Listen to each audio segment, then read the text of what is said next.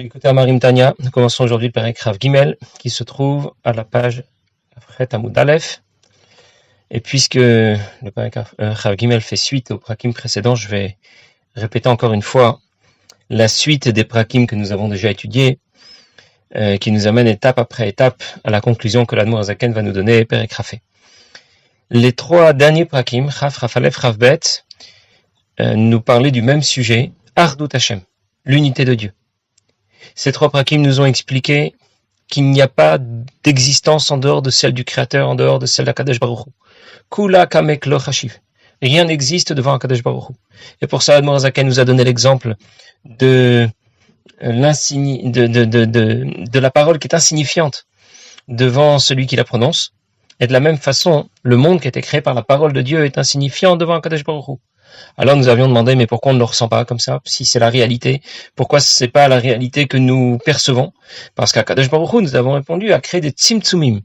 Il a créé des voiles, des obstacles qui font que l'on ne ressente pas la présence et l'existence de Dieu, et qu'au contraire, nous n'ayons que conscience de l'existence du monde autour de nous que nous voyons, que nous ressentons. Ça veut dire, en d'autres mots, qu'il y a ici une chose et son contraire.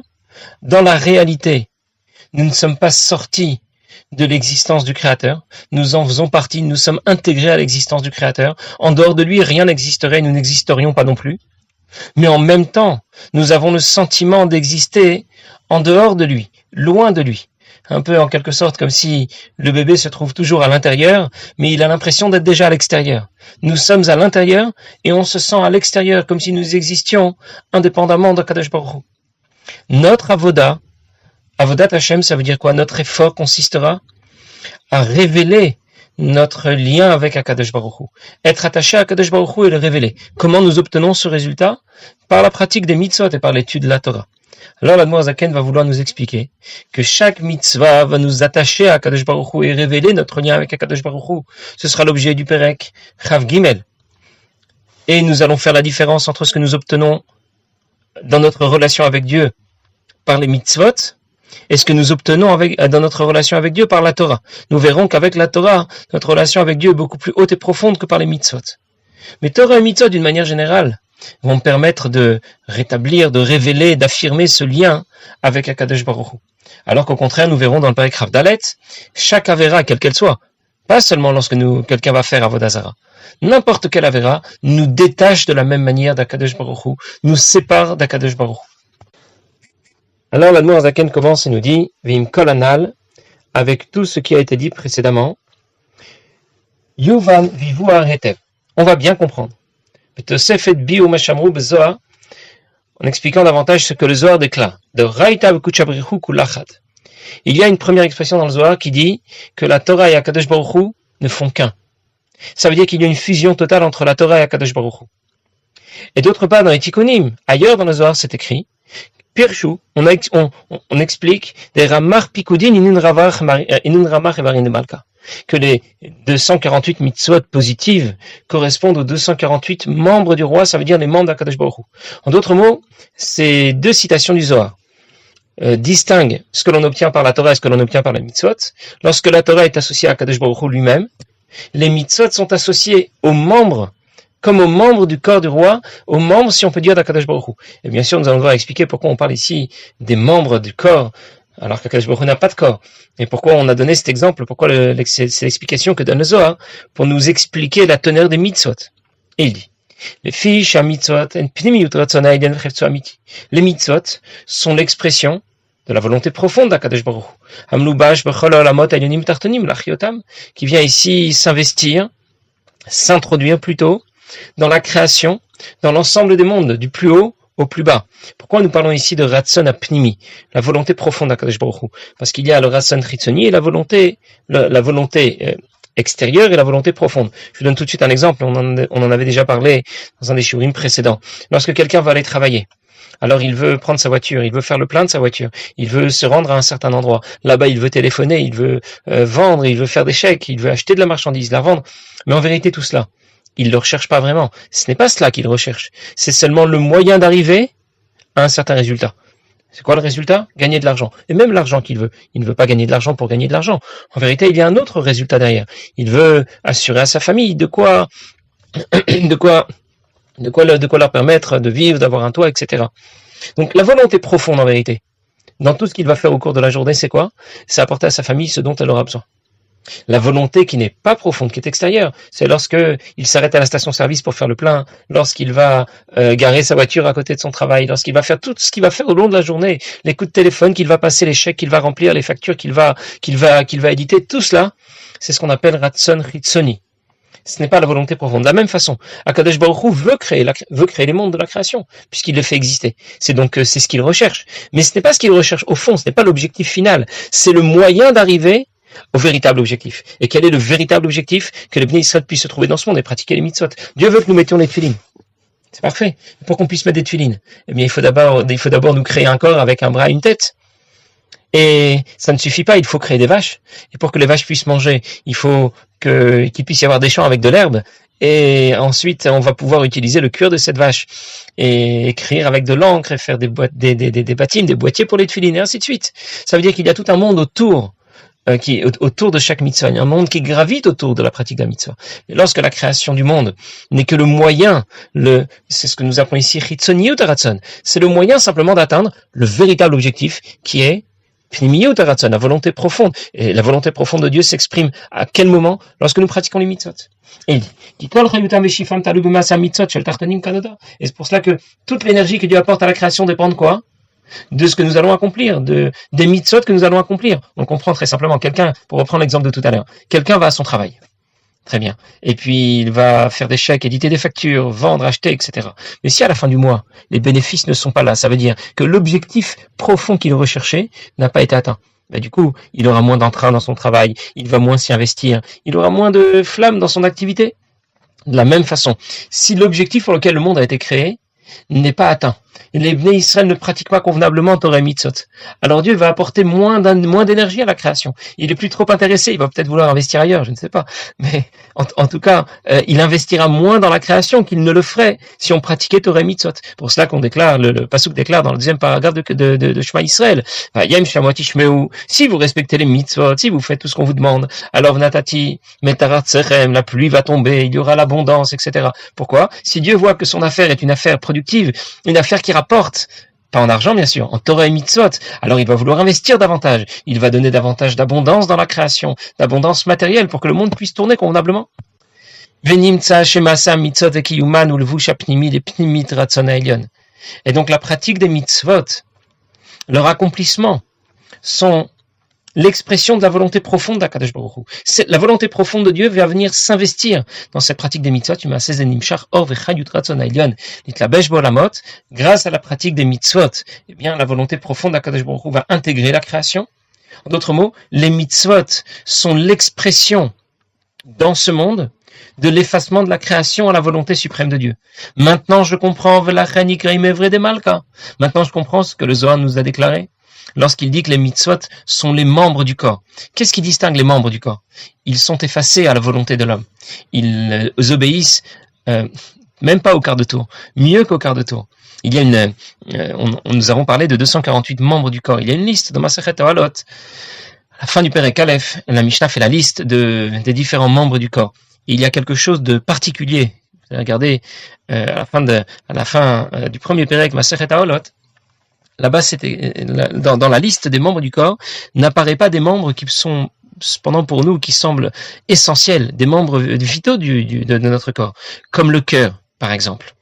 Le cœur ne fait pas partie de la liste des membres du corps. Et nous aurions envie de dire tout de même, c'est un organe vital, c'est un des membres les plus importants pour le fonctionnement de notre corps. Parce que, la raison est très simple. Tout simplement parce que le cœur, je ne le maîtrise pas. Je ne peux pas dire, tiens, je vais faire que mon cœur va battre un peu plus vite ou battre un peu moins vite, ou il va sauter à un battement, ou je ne sais quoi. C'est hors de mon contrôle. La volonté de l'homme ne maîtrise pas les battements du cœur.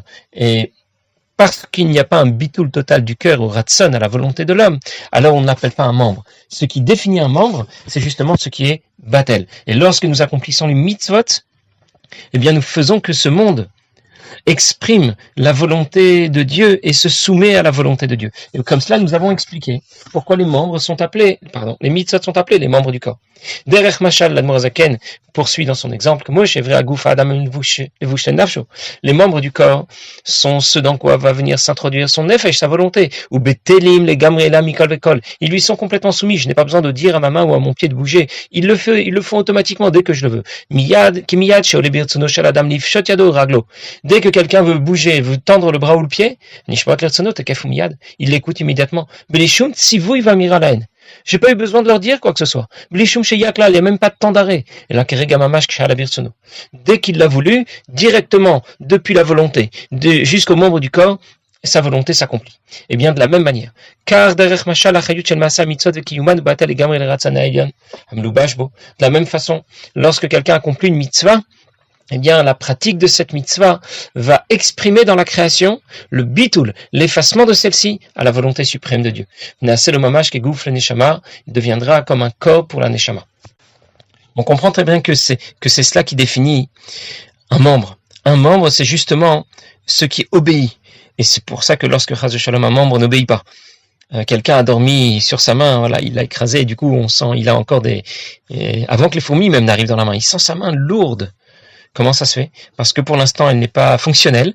Le système n'a pas encore repris ses fonctions. Et du coup, tout à coup, on sent un poids et on sent parfois même une douleur jusqu'à ce que la main fonctionne. Et lorsque la main va fonctionner, lorsque les choses vont se remettre en place, eh bien, tout à coup, j'ai plus l'impression de tirer une tonne là ici. Tout à coup, ça marche tout seul. De la même façon, le monde, c'est le résultat de la volonté de Dieu, mais qui ne s'y exprime pas, qui n'y apparaît pas. Lorsque je vais y pratiquer les mitzvot, je vais révéler la volonté de Dieu dans la création. Je vais révéler le fait que le monde n'est que le moyen par lequel plutôt le monde va permettre d'atteindre l'objectif final, l'objectif profond d'Akadosh Baruch Hu dans la pratique des mitzvot. Car derech mashal achayut shel maasa mitzvot, j'ai déjà lu cette phrase et je reprends donc ensuite. Vechen alvush achitzon shel nefesh elokit. Il en va de même pour le vêtement de l'âme, qui est celui du nefesh elokit amkayem bosa mitzvah, ça veut dire le koach hamaase. Je veux dire encore une petite ligne à expliquer. Shu koach uprinat hamaase shela. L'énergie investie dans le geste qu'il a dû faire pour pratiquer cette mitzvah. Lui aussi s'investit dans la pratique de cette mitzvah et devient comme un membre du corps pour la volonté de Dieu. Ou batel elav les gamri, il lui est complètement effacé. Et encore un point supplémentaire. Tous les membres du corps qui accomplissent cette mitzvah. Chez Koach uprinat hamaase, il y a l'énergie investie dans cette action chez Nefesh Elokit. Melubash bahem, qui vient s'y introduire. Pshat maase vekima mitzvah, au moment de l'accomplissement de cette mitzvah, deviennent effacés comme un char, comme une voiture, nous dirions maintenant devant la volonté suprême de Dieu, comme une voiture qui obéit à son conducteur sans temps d'arrêt, comme la main qui donne la tzedaka, ou qui fait une autre mitzvah, ou les pieds qui vont accomplir une mitzvah, ou la bouche, la langue qui sont utilisées pour dire des mots de Torah, ou l'esprit qui réfléchit pour comprendre davantage la Torah, pour intérioriser davantage Yirat Shamayim, la grandeur de Dieu. Et qu'est-ce que l'Admor Zaken vient de nous dire ici? Lorsque je pratique une mitzvah, la volonté de Dieu va se révéler, pas seulement dans le monde, pas seulement dans le geste qui a été accompli, mais dans l'énergie qui a été nécessaire pour accomplir ce geste. Le levush du maasé, nous savions que la neshama a 3 levushim, 3 vêtements, 3 interfaces avec lesquelles elle communique avec le monde extérieur, la pensée, la parole et l'action. Eh bien, le vêtement de l'action va maintenant être pénétré de la volonté suprême de Dieu puisqu'il s'est engagé dans la pratique des mitzvot. L'énergie associée au geste, mais aussi, dit l'Admor Zaken, la main elle-même qui a donné la tzedaka, le pied qui a été au Bet Knesset, la bouche, la langue qui ont été utilisées pour parler, le cerveau qui lui aussi a subi un changement physique. Lorsque le cerveau réfléchit, il y a des pas des crépitements, mais des transformations qui ne se voient pas bien sûr, mais le cerveau se contracte, ça bouge un petit peu au niveau des neurones. Et tout cela est pénétré de la soumission à la volonté de Dieu qui s'exprime à travers les mitzvot. Voilà donc ce que nous obtenons à travers la pratique des mitzvot, un effacement total non seulement de la création qui gravite autour de nous, mais du levush, du maasé, le corps lui-même qui a participé à l'action. Tout s'efface devant Akadosh Baruch Hu, et c'est comme ça que l'Admor Zaken nous explique que les mitzvot sont appelés, selon le Zohar, et varim de Malka, les membres du corps. Les membres du corps du roi. Ils sont le résultat, l'expression de la volonté profonde de Dieu dans ce monde.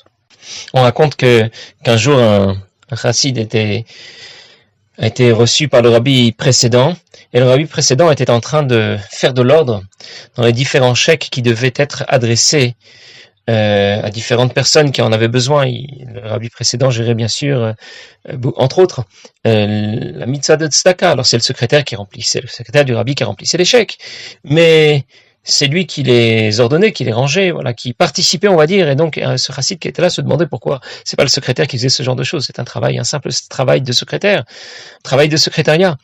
Et le rabbi a senti qu'il se posait la question et il lui a dit tout de suite: tu te demandes certainement pourquoi moi-même je fais de l'ordre dans ces chèques et je m'en occupe.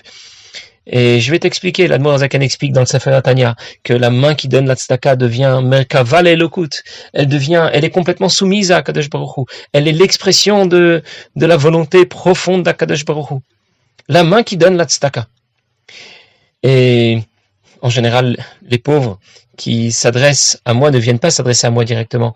Cela passe par le secrétaire, et le secrétaire ensuite établit une liste, il envoie ensuite les chèques correspondant à tous ceux qui ont demandé la tzedaka.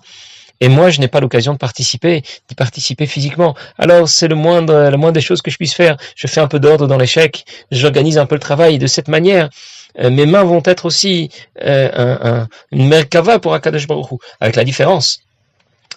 La différence, c'est que pour nous, les choses ne se passent qu'au moment où nous pratiquons la mitzvah. Donc ça va concerner uniquement le membre impliqué dans la mitzvah et le moment où je m'investis dans la pratique de cette mitzvah. Vous vous souvenez que nous avons dit des avot, que les avot hen amerkava.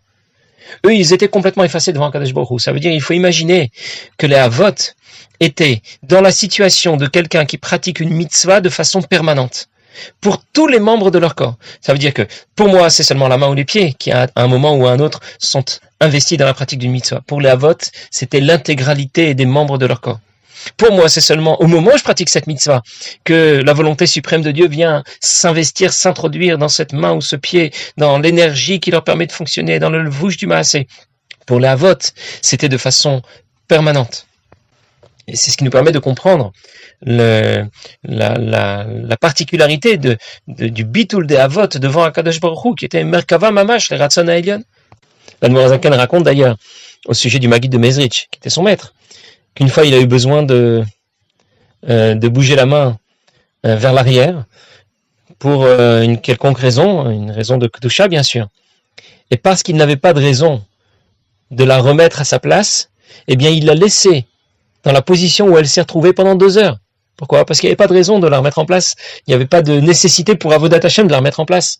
Aucun de ces mouvements ne se fait s'il n'y a pas là une raison dans Avodat Hashem. Alors, bien sûr, nous ne sommes pas là, mais ça nous fait comprendre au moins quelle puissance nous obtenons dans notre relation avec Dieu par la pratique des mitzvot. Lorsque nous pratiquons les mitzvot, nous rencontrons en quelque sorte Akadosh Baruch Hu. Et nous allons dire dans la deuxième partie du Pérec que lorsque nous apprenons la Torah, eh bien, c'est encore plus fort que cela. Cela va encore plus loin. Et nous allons en parler, Bezrat Hashem, la prochaine fois. Passez une bonne journée.